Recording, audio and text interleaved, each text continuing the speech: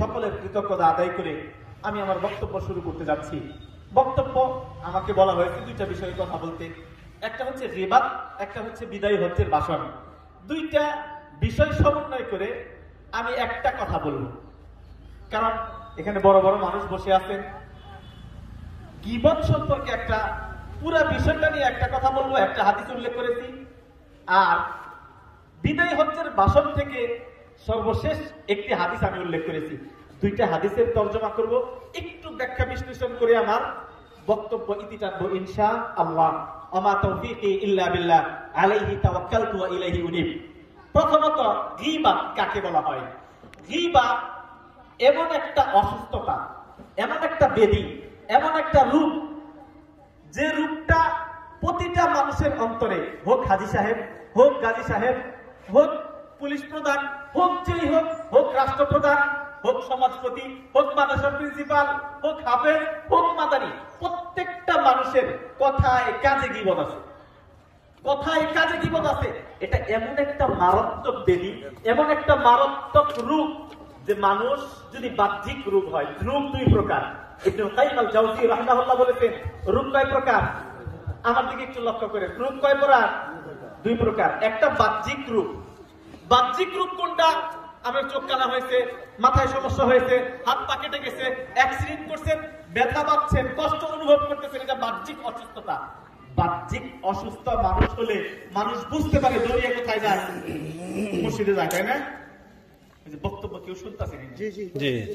যদি না শুনে কষ্ট করে বক্তব্য দিতে মানে হয় না। বাহ্যিক অসুস্থতা হলে দৌড়িয়ে মানুষ মসজিদে যায়। বাহ্যিক অসুস্থ হলে বক্তব্য বুঝতে হবে, না হলে কিন্তু বক্তব্য দিয়ে কোনো লাভ নেই।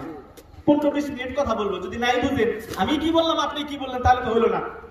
বাহ্যিক অসুস্থ হলে মানুষ কোথায় যায়? ডাক্তারের কাছে যায়। অন্তরের ব্যাধি যদি হয়, অন্তরে যদি অসুখ হয়, অসুস্থ দুই প্রকার, বাহ্যিক অসুস্থ আর কিছু আছে অন্তরের অসুস্থতা। এই অন্তরের অসুস্থতার চিকিৎসা আমাদের বাংলাদেশে কোনো ডাক্তার দেয় না। এই অন্তরের অসুস্থতা আছে যে, এটা বুঝেন, কোরআন এবং হাদিসে 60টার মতো অন্তরের অসুস্থতা, অভ্যন্তরীণ রোগ আছে। কোরআন ইবনে কাইয়িম আল জাওজি একটা কিতাব লিখেছেন, আমরাতুল কুলুব, অন্তরের ব্যাধি, একটা বই, বিশাল বড় বই। এই বইটার মধ্যে শুধু অন্তরের কি কি রোগ হয়, উনি ওই কিতাবে রোগটাকে দুই ভাগে ভাগ করার পর মানুষকে বুঝাইতে চেয়েছেন বাহ্যিক রোগের চাইতে অন্তরের রোগটা বেশি কঠিন। খুব ভালো খান, ভালো চাকরি করেন, ভালো বেতন পান, কিন্তু অন্তরে শান্তি নাই, অন্তরে নেফাকি, অন্তরে গীবত পর্চা, অন্তরে হাসাদ, হিংসা, বিদ্বেষ, ভালো মানুষের ভালো দেখতে পারেন না। এটা কিসের রোগ? অন্তরের রোগ। বলছেন এই অন্তরের রোগ আরো জটিল বাহ্যিক রোগের চাইতে। কিসের দিক দিয়া? টাকা পয়সা ভালো মন্দ খাইলে মানুষ ভালো থাকে না। কিছু গরিব মানুষ, সে অনেক ভালো হাসি খুশি থাকে, তার অন্তরটা পরিষ্কার। আর এই পবিত্র অন্তর নিয়ে, পরিষ্কার অন্তর নিয়ে, অসুখহীন অন্তর নিয়ে আপনি যদি কিয়ামতের দিন আল্লাহর কাছে যান, এটা উপকার আসবে।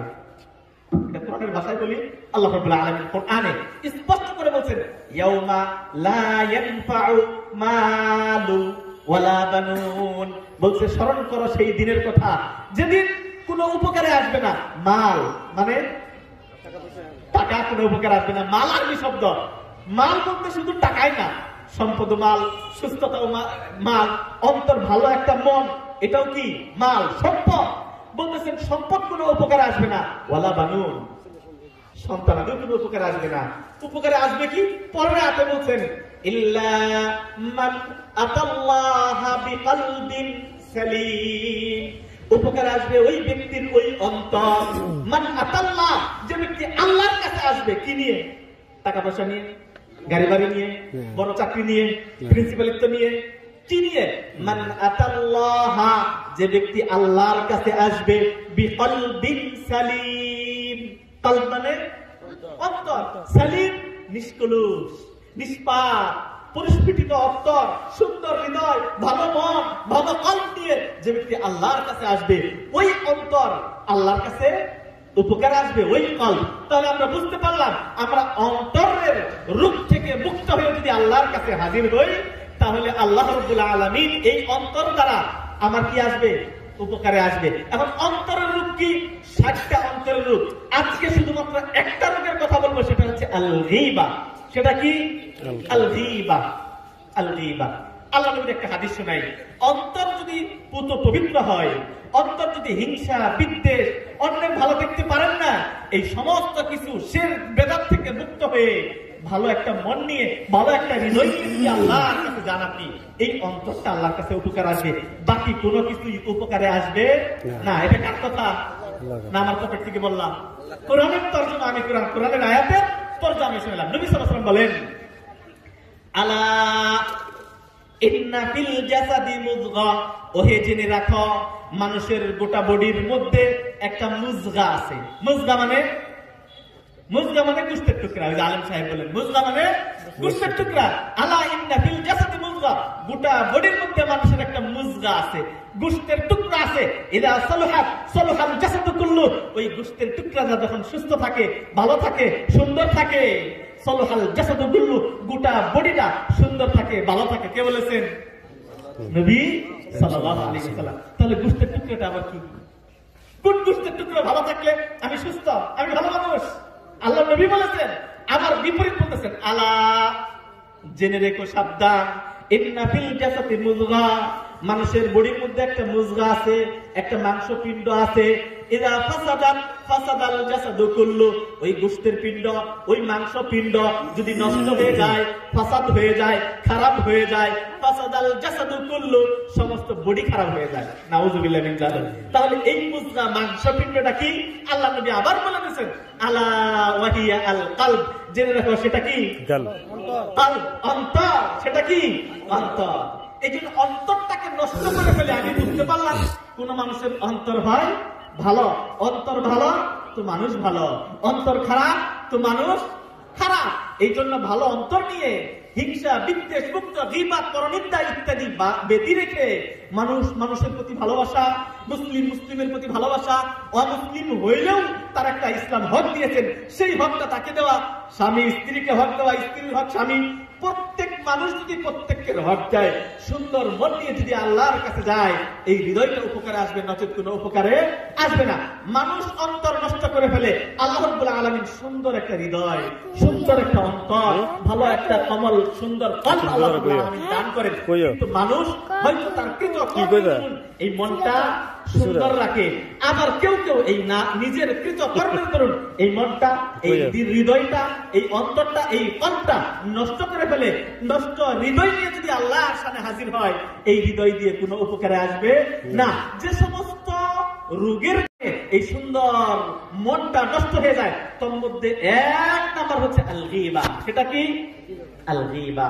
আল্লাহ রাব্বুল আলামিন সূরা হুজুরাতে স্পষ্ট করে বলতেছেন, ইয়া আইয়ুহাল্লাযীনা আমানু ইজতানিবু কাসীরাম মিনায-যন্ন, হে ঈমানদারগণ তোমরা ধারণা থেকে বেঁচে থাকো, ধারণা থেকে বেঁচে থাকো।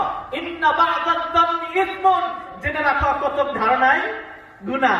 এটার তাফসীরে যদি যান, ধারণা দুই প্রকার। কয় প্রকার? দুই প্রকার, যন্নে সু আর যন্নে হাসান। ভালো ধারণা, খারাপ ধারণা। এই জন্য ইসলামে বলে আপনি কোন ব্যক্তিকে খারাপ ধারণা করতে পারবেন না হাত্তা ইয়াতাবায়্যানা দালিল, যতক্ষণ পর্যন্ত স্পষ্ট না হবে যে এই খারাপ। যতক্ষণ স্পষ্ট না হবে, আপনি স্পষ্ট দেখতে পেয়েছেন চোর চুরি করলো, তখন আপনি বলতে পারবেন সে চোর। কিন্তু চুরির কোন প্রমাণ যদি না পাওয়া যায়, তাহলে আপনি তাকে বলতে পারবেন না সে চোর। মুনাফিক তাকে বলতে পারবেন না, বদবাজারি বা খারাপ কিছু তাকে বলতে পারবেন না। যখনই বলবেন তার মধ্যে যদি ওই গুণটা থাকে, তার পশ্চাতে যদি বলেন, সেটা হয়ে যাবে গীবত। আল্লাহ আবু হুরায়রা থেকে বর্ণিত, তিনি বলেন সাহাবীরা আল্লাহ নবী সাহাবীদেরকে বললেন, আতাদরুনা মাল গীবা, তোমরা কি জানো গীবত কাকে বলে? সাহাবীরা উত্তরে বললেন, আল্লাহু ওয়া রাসূলুহু আ'লাম, আল্লাহ এবং তার রাসূলই ভালো জানেন। তখন আল্লাহ নবী সাল্লাল্লাহু আলাইহি ওয়াসাল্লাম গীবতের সংজ্ঞায় বলতেছেন, যিকরুকা আখাকা বিমা ইয়াকরাহু, তোমার ভাইয়ের ওই জিনিসটা উল্লেখ করা যেটা তোমার ভাই অপছন্দ করে। এটা আল্লাহ নবী গীবতের সংজ্ঞায়িত করলেন। মানেটা কি?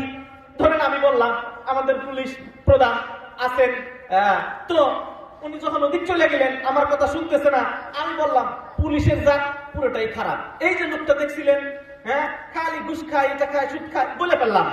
এখন উনি যদিও ঘুষ খায় ওনার পশ্চাতে বলার কারণে আমি কি হইলাম? অপরাধী হইলাম। সাহাবীরা এটা বুঝতে পারে নাই, বলল ইয়া রাসূলুল্লাহ ইন কানা ফীহি মা আকুল, আমি যা বলতেছি ওই দোষী ব্যক্তি যদি ওই ব্যক্তি হয়, প্রকৃতপক্ষে ঘুষ খায়, প্রকৃতপক্ষে সুদ খায়, প্রকৃতপক্ষে মিথ্যাবাদী বলে, তাহলে মিথ্যাবাদীরে মিথ্যাবাদী বললেও গুনাহ হবে। আল্লাহ নবী বললেন তুমি যা বলবে এটা যদি সে করে থাকে তার ওই দুষ্টা বলাই গীবত। আর যদি সে না করে থাকে, ঘুষ খায় না, সুদ খায় না, গীবত করে না, আপনি তাকে বললেন ঘুষ খা, হ্যাঁ সুদ খায়, মিথ্যাবাদী, অমুক ধোঁকাবাজি ইত্যাদি বদমেজাজি খারাপ কিছু কথা বলে ফেললেন, তার ভিতরে নাই, তার ভিতরে যে দোষ নাই, এই দোষটা বলা এটা বুহতান, এটা অপবাদ। কথাকে বুঝতে পারছেন?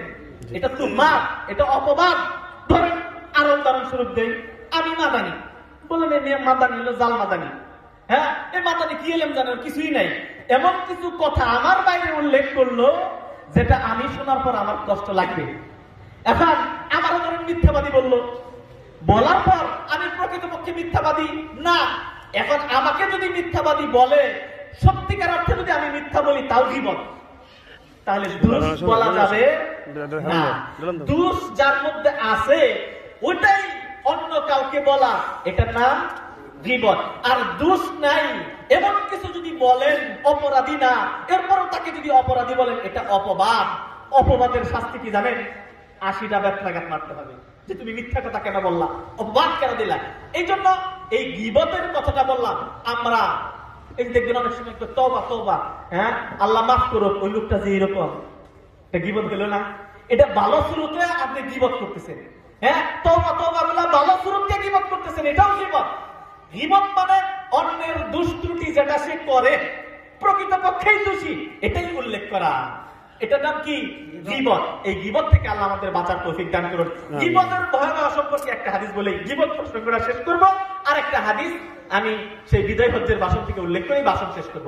গীবতের ভয়াবহ সম্পর্কে আল্লাহ নবী সাল্লাল্লাহু আলাইহি ওয়াসাল্লাম কোথায় গেছিলেন? কোথায় গেছিলেন? মিরাজে। মিরাজ কোথায় হয়েছেন? কোথায়? আল্লাহর সাথে সাক্ষাৎ করেছেন না? তা আল্লাহ কোথায়? আরশে আজিমে। আরশে আজিমে আল্লাহর সাথে সাক্ষাৎ করতে যাওয়ার সময় জান্নাত দেখেছেন, জাহান্নাম দেখেছেন, জান্নাতের কি অবস্থা, কি নিয়ামত, জাহান্নামের কি দুর্দশা।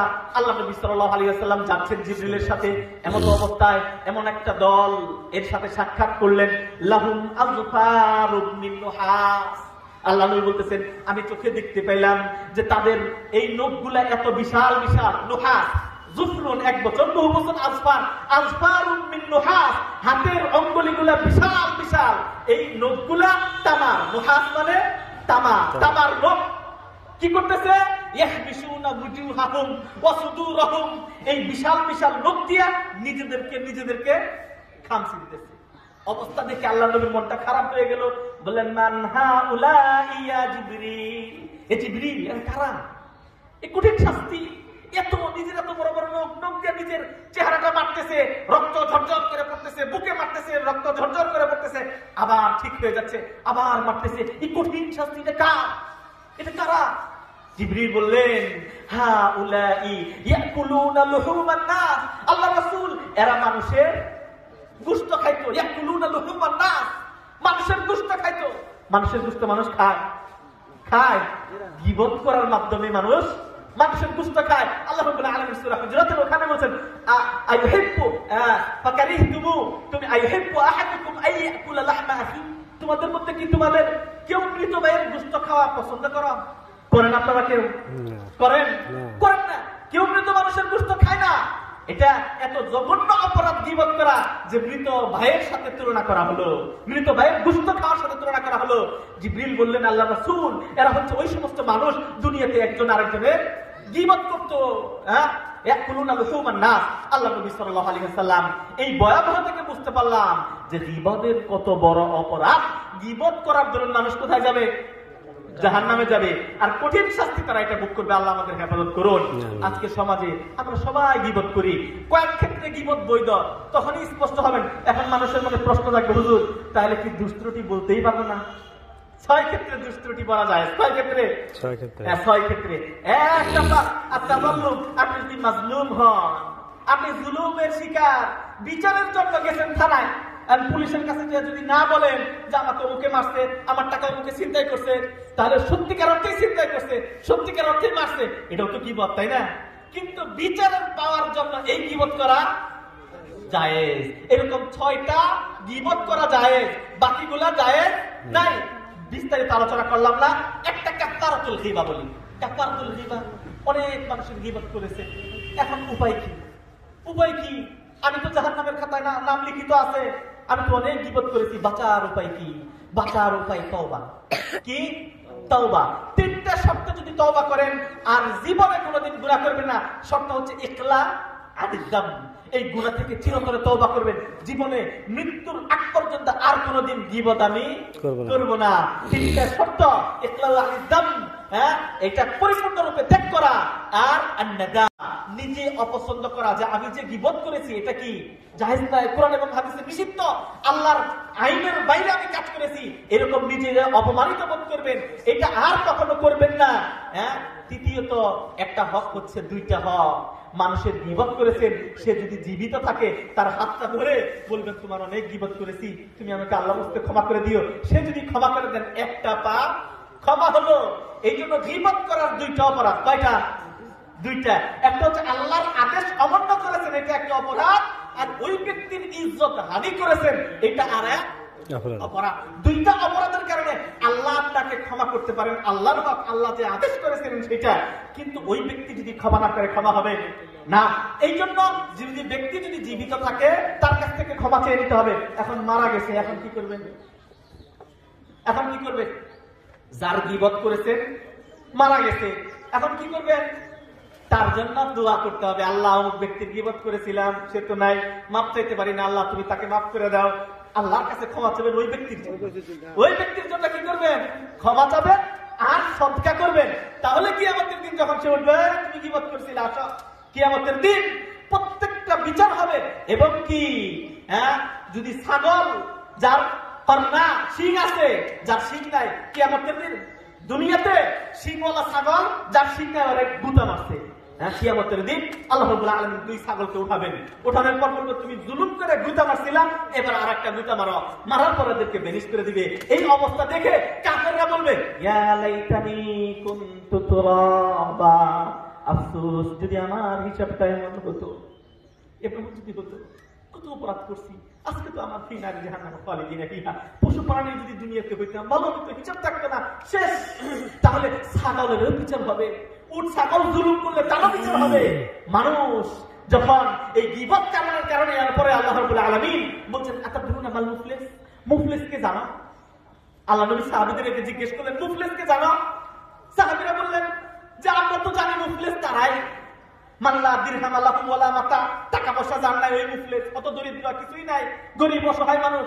আল্লাহ নবী বললেন না, আল মুফলিসু ফিনা মাল্লা দিরহাম লাহু ওয়ালা মাতা, আমরা তো বুঝি যার টাকা পয়সা নাই সেই মুফলিস, কত দরিদ্র। কিন্তু আল্লাহ নবী বললেন মুফলিস ওই ব্যক্তি না, মুফলিস ওই যে ব্যক্তি মানুষের গীবত করছে, পরনিন্দা করছে, এখন বলবো এই আমার গীবত করছে দাও, আল্লাহ রাব্বুল আলামিন নেকি দিয়ে তাকে দিবেন, নেকি দিয়ে তাকে দিবেন। বলবো আমারে অপমান দিছে, আমার পরনিন্দা করছে, আমার সাথে হিংসা করছে, আমার টাকা করছে, আমাকে মারছে অন্যায়ভাবে, আমার উপর জুলুম করছে, এইবার হাসানাত দিয়ে দিয়ে শেষ। তারপরে আরো কিছু মানুষ থাকবে, গুনাহগুলো তার ঘরে চাপিয়ে দেওয়া হবে। এইবার এই গুনাহ, অপবাদ, অন্যায়, ব্যভিচার, পরনিন্দা, জুলুম ইত্যাদি করার কারণে, মানুষের হক নষ্ট করার কারণে সে জাহান্নামে যাবে। এই জন্য গীবত থেকে বাঁচতে হবে। সম্মানিত ভাই, দ্বিতীয় যে অংশ, আমার সময় শেষ, 2 মিনিটে শেষ করে দিচ্ছি। একটা হাদিস বলেছি, আল্লাহ নবী সাল্লাল্লাহু আলাইহি ওয়াসাল্লাম বলছেন বিদায়ী হজ্জের ভাষণে, এটা অত্যন্ত প্রাঞ্জল একটা ভাষণ ছিল আল্লাহ নবী সাল্লাল্লাহু আলাইহি ওয়াসাল্লামের। একদম ছোট্ট জাওয়ামিউল কালাম ছিল, অর্থাৎ কথা অল্প কিন্তু অর্থটা অনেক বেশি। আল্লাহ নবী সাল্লাল্লাহু আলাইহি ওয়াসাল্লাম বললেন তারাকতু ফীকুম আমরাইন, তোমাদের মাঝে 2টা জিনিস রেখে যাচ্ছি। কয়টা জিনিস? না 3টা, না 4টা, না একটা, কয়টা? আমরাইন, আমরুন একটা বিষয়, আমরাইন 2টা বিষয়। বলবেন তারাকতু ফীকুম আমরাইন, 2টা বিষয় তোমাদের মাঝে রেখে গেলাম। লান তাযিল্লু, ততক্ষণ পর্যন্ত ভ্রষ্ট হবে না, যতক্ষণ পর্যন্ত এই দুইটা জিনিস আঁকড়ে ধরবে ততক্ষণ তোমরা ভ্রষ্ট হবে না। এক নাম্বার কিতাবুল্লাহ, আল্লাহর কোরআন। দুই নাম্বার সুন্নাতুর রাসূলিল্লাহ, নবী সাল্লাল্লাহু আলাইহি ওয়াসাল্লামের সুন্নাত। তাহলে আমরা ভ্রষ্ট হবে না দুইটা জিনিস আঁকড়ে ধরলে। কয়টা? দুইটা। নাকি তিনটা? না একটা। বর্তমান বাংলাদেশে এমন ফেরকা বের হয়েছে, কেউ নাম দিছে আহলে কোরআন। নাম কি? কোরআন মানে, হাদিস মানে না। এটা কি সঠিক দলে আছে? আল্লাহ নবী বিদায় হজ্জের ভাষণে বললেন দুইটা জিনিস আঁকড়ে ধরলে ভ্রষ্ট হবে না। কেউ যদি একটা আঁকড়ে ধরে তাহলে ভ্রষ্ট হবে না? হবে না? ভ্রষ্ট হবে। দুইটা জিনিসই আঁকড়ে ধরবে। কেউ আবার দুইটা জিনিসের অতিরিক্ত করতেছে, দুইটা জিনিসের অতিরিক্ত করতেছে। কেউ অমুক বাবা, কেউ অমুক পীর, কেউ অমুক খানকা, কেউ অমুক মাজার ইত্যাদিতে ভরপুর। অর্থাৎ কোরআন এবং হাদিসে তার পেট ভরে না, তার আরো তরিকা দরকার। এই জন্য আল্লাহ রাব্বুল আলামিন কোরআনুল কারীমে 3 পারা 2 নম্বর পৃষ্ঠাতে স্পষ্ট করে বলছেন যে ইউখরিজুহুম মিনাল যুলুমাতি ইলান নূর। আল্লাহ রাব্বুল আলামিন অনেক অন্ধকার থেকে এক আলোর পথে বের করেন। আলোর পথ কয়টা? একটা। আলোর পথ কয়টা? একটা। কিন্তু আজকে যদি আপনি দল খুঁজেন, একক দল একক দিকে ডাকে, যাবেন কোথায়? ততক্ষণ পর্যন্ত বসতে পারবেন না যতক্ষণ দুইটা জিনিস আঁকড়ে ধরবেন। এটাই আল্লাহ রাব্বুল আলামিন কোরআনুল কারীমে স্পষ্ট করে বলতেছেন, আতিউল্লাহ ওয়া আতিউর রাসূল ওয়া লা তানাযাউ। তোমরা আল্লাহ এবং রাসূলের আনুগত্য করো, অন্য কারো আনুগত্য করো না। এই জন্য মুসলমানদের জান ও মাল দুইটা জিনিসের কাছে সুপর্দ, একটা আল্লাহ এবং রাসূল সাল্লাল্লাহু আলাইহি ওয়াসাল্লামের আইনের উপর। আল্লাহ রাব্বুল আলামিন এই দুইটা জিনিসকে যদি আমরা আঁকড়ে ধরি, আমাদের মধ্যে মতভেদ থাকবে না। দেখবেন মতভেদ তখনই হয় যখন আমরা দুইটা জিনিসের বাইরে যাই।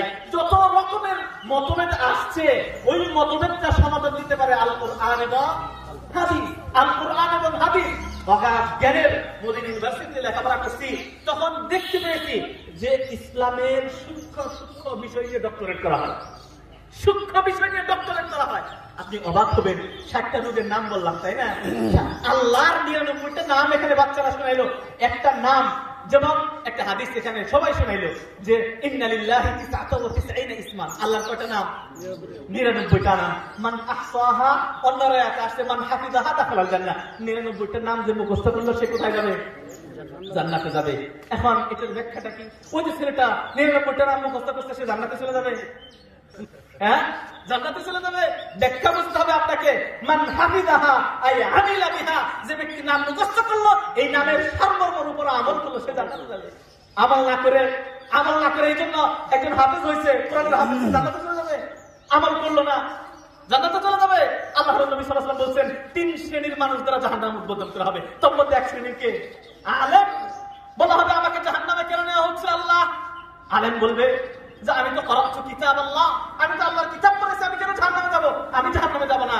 আল্লাহ রাব্বুল আলামিন বলবেন, হ্যাঁ তুমি কোরআন পড়েছো, লিইউকালা আন্নাকা কারিউন, তোমাকে যেন বলা হয় তুমি মাদানী, তোমাকে যেন বলা হয় বড় পীর, গাউসে কুতুব, কুতুবে রব্বানী, কত যে নাম, বিশাল বড় নাম, এইটা যেন বলা হয়। এই জন্য আল্লাহর কোরআন পড়েছো, এই জন্য হাদিসের জ্ঞান অর্জন করেছো, তাতে কি লাভ? ওইটা তো বলা হয়ে গেছে, এবার জাহান্নামে যাও। জাহান্নামে কে যাবে?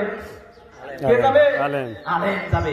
এই জন্য আলেম চিনার 2টা উপায়, যে আলেম কোরআন এবং সুন্নাহর উপর প্রতিষ্ঠিত, তার কথা কোরআন এবং হাদিসের রেফারেন্স ভিত্তিক, ওই আলেম সঠিক। কিন্তু আমার কথার মধ্যে যদি কোরআন ও সুন্নাহর রেফারেন্স না থাকে, অন্য কোন রেফারেন্স থাকে যে বুজুর্গানে কেরামে বলেছেন, মুরব্বিয়ানে কেরাম বলেছেন, অমুকে শুনেছেন, এই জন্য কিয়ামতের দিন মানুষ কবরে কয়টা প্রশ্ন করা হবে? কবরে কয়টা প্রশ্ন করা হবে? আচ্ছা, আমার আলোচনা শেষ করে দিচ্ছি। আমি গীবত সম্পর্কে 2টা বিষয় আলোচনা করতে বলা হয়েছিল, গীবত সম্পর্কে কিছু বলেছি, বিদায়ী হজ্জের ভাষণের একটা পয়েন্ট আলোচনা করেছি।